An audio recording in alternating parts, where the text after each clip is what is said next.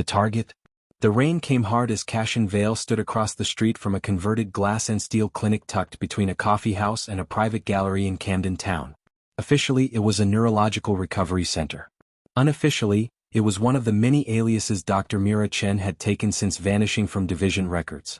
Cashin watched the entrance from the shadows, collar turned up, hoodie pulled low over his face. The night was cold and the city buzzed with neon and taxi horns, but inside him something coiled like a live wire. He'd been tracking Mira for 2 days, moving across safe houses, back channels, and defunct access codes. The woman knew how to disappear. But not well enough. Not from him. Mira Chen emerged just after 10 p.m., clutching a folder, her posture precise and her pace controlled. She wore a charcoal gray coat and kept her dark hair tied neatly in a low twist. Her eyes scanned the street the way a surgeon might examine a wound, clinical, exact, untrusting. Cashin followed her through the damp alleys of North London, careful not to let her spot him. He didn't need her to run. He needed her to talk. But somewhere between the second and third turn she paused. Then she vanished. Shit. A needle jabbed into his neck from behind. Cashin spun violently, grabbing her wrist and slamming her into the alley wall before she could inject the full dose. Mira grunted, heels scraping on wet pavement. He pulled the syringe from his neck and tossed it aside. You're not very welcoming for someone with a lot to answer for. Mira didn't flinch. You tracked me. You cornered me. What did you expect? Tea and biscuits. Her voice was sharp, British accent with a faint undertone of something clipped, scientific. She looked him dead in the eye, no fear even with his hand still around her wrist. I expected the woman who designed the Deadlight Protocol to be a little less smug. Her expression didn't change, but her eyes darkened. You're infected. Cashin loosened his grip but didn't let go. You're going to help me. Or I'll find someone who can. Mira arched a brow. That's the thing about Deadlight, Mr. Vale. No one can help you. They moved to an abandoned parking garage nearby. Mira tossed her coat over the bonnet of a derelict car and opened her folder, revealing scans, old lab notes, and a blood analysis. She gestured to a worn seat.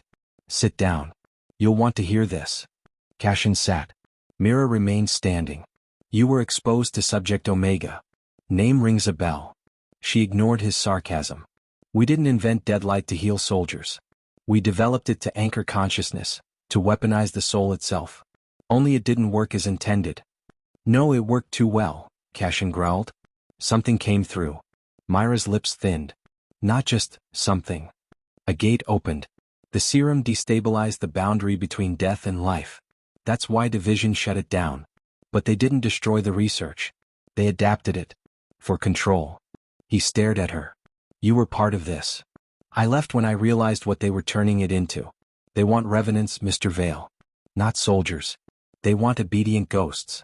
And now I've got one stuck inside me. Mira looked at him then, really looked, and for a flicker of a moment something softened. How long since the voice started? Since the lab. It whispers things. Threats. Offers. Like it's waiting. She opened her folder again and slid a printout across the bonnet. It was a scan of a human brain, but it pulsed with faint threads of black light curling like roots. That's not just infection. That's cohabitation. If the spirit inside you anchors fully, it'll overwrite your consciousness. Cashin stood. Then we stop it. Mira held his gaze. There might be a way. But I need access to the original core files. Cairo. The Black Vault. Cashin's blood turned cold. Those files are sealed. Division wiped them after the mission. She shook her head. No. Someone kept a copy. And I know who. Who? Mira looked away. Your old team. The ones who survived Cairo. Elijah Chin. My cousin. Cashin blinked. Elijah's alive? He's working with a resistance cell. Off-grid. South of Edinburgh. If we're going to save you, and shut this down, we need him. Cashin nodded slowly. The stakes were rising. And so were the ghosts. All right, he said. We go north. Mira gathered the files and stepped back into her coat. One more thing. What? You're not just a host anymore. You're the last viable Deadlight vessel. That makes you valuable. And very, very hunted. Cashin glanced up at the sky. The rain had stopped, but the clouds remained. Heavy. Watching. Let them come, he muttered. I've already died once.